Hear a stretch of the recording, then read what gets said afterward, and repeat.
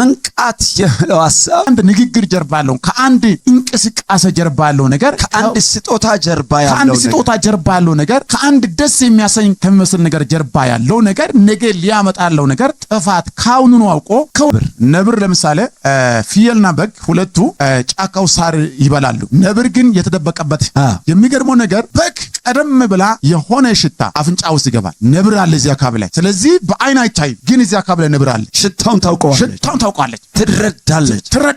ከዚህ በኋላ ትነቃለች።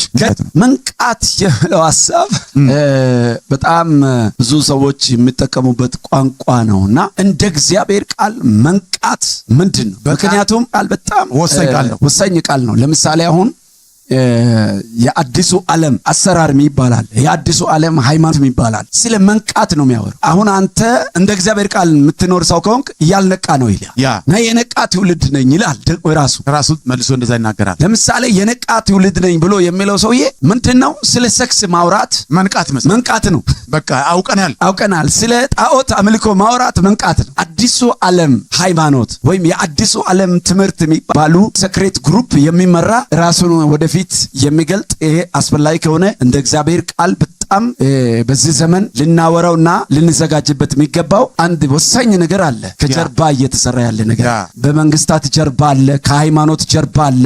ወንጌላውያን ቤተ እምነቶችን ጭምር በመላው ዓለም እየተፈታተነ ያለ ራሱን የቻለ አንድ ግሩፕ አለ። ያንን ግሩፕ እንደ እግዚአብሔር ቃል አገነስት ማድረግ አስፈላጊ ነው። ግን ይህንን መንቃት የሚለውን ሐሳብ እንደ ገርም ነገር መንቃት ማለት አሁን ለምሳሌ መጽሐፍ ቅዱስ ላይ አንደኛ ጴጥሮስ መልእክት ምዕራፍ 5 ላይ ደግሞ ወደ ቁጥር 7 አካባቢ ላይ እንደዚህ ይላል፣ ንቁ ይላል። ንቁ፣ በመጠን ኑሩ። ንቁ፣ ባለጋራችሁ ዲያብሎስ የሚወጣውን ፈልጎ እንደሚያገሳ አንበሳ ይዞራልና ይላል።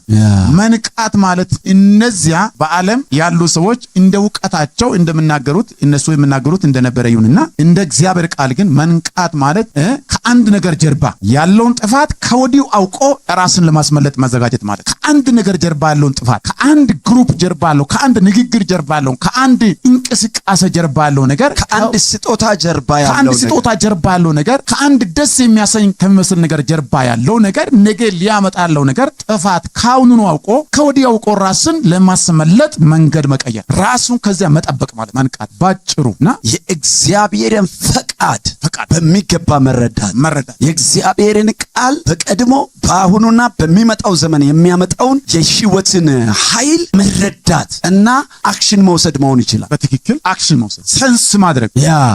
ለምሳሌ ነብር ለምሳሌ ፍየልና በግ ሁለቱ ጫካው ሳር ይበላሉ። ነብር ግን የተደበቀበት የሚገርመው ነገር በግ ቀደም ብላ የሆነ ሽታ አፍንጫ ውስጥ ይገባል። ነብር አለ እዚያ አካባቢ ላይ። ስለዚህ በአይን አይታይም፣ ግን እዚያ አካባቢ ላይ ነብር አለ። ሽታውን ታውቀዋለች፣ ትረዳለች።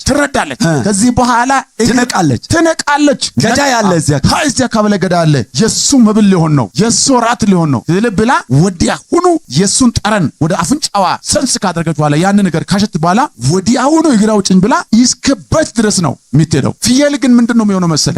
የሆነ ነገር እስቲ ምን አለ እዚያ አካባቢ ላይ ያለ ትንሽ ወዳላ ሮጥ ይልና እንደገና መጥቶ ይቃኛል። ወደ ነብሩ የተጠጋ ይላል። እንደዚህ የተጠጋ መጨረሻ ላይ ወዳላ ትንሽ እንደሚሄድ መስሎ አሁንም እስቲ ምንድነው ይለው 3 ጊዜ ሲዞር ነብሩ ቁጭ ብሎ ወደሱ ሲጠጋ እየተጠጋ ሲመጣ በቃ ወዲያውኑ ቀጨም አድርጎ ይዞ ለራሱ በልቶ ራቱን ጠግቦ ይሄዳል። እና እንደዛ አይነት ነገር አለ። መንቃት ማለት እንደ በግ ወዲያውኑ ሽታውን አውቀች ነቃችና ገዳይ አለ፣ ስለዚህ ከዚህ ስፍራ መሄድ አለብኝ ብላ ራሷን ታስመልጣለች። እና መንቃት ማለት እንደዚህ አይነት እንደሆነ ነው የሚገባኝ።